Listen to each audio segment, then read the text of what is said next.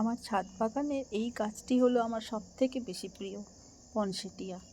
শীতকাল এলেই এই গাছের পাতাগুলো দেখুন অটোমেটিক্যালি ফুলের মতো লাল লাল হয়ে যায়।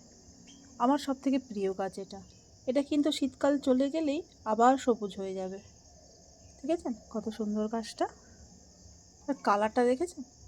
ওইদিকে যে লাল লাল পাতাগুলো, ওগুলো আস্তে আস্তে লাল হবে। এই সবুজ দেখতে পাচ্ছেন, এগুলো এই এই আগের গোলগুলোর মতো এরকম লাল লাল হয়ে যাবে। এটা আমার সবথেকে প্রিয় গাছ। এত ভালো লাগে, এটা কোনো যত্নও করতে হয় না। এটা অটোমেটিক্যালি শীতকাল এলেই লাল হয়, আবার গ্রীষ্মকাল পড়লে এটা ধীরে ধীরে সবুজ হয়ে যায়। দারুণ লাগে আমার এই গাছটা। আর সবথেকে বড় যেটা ভালো কাজ সেটা হলো এর পিছনে কোনো পরিশ্রম করতে হয় না, কিচ্ছু করতে হয় না। দেখুন কি সুন্দর গাছটা, ফুলগুলো পাতাগুলো ফুলের মতো দেখায়। গাছটার নাম পনসেটিয়া।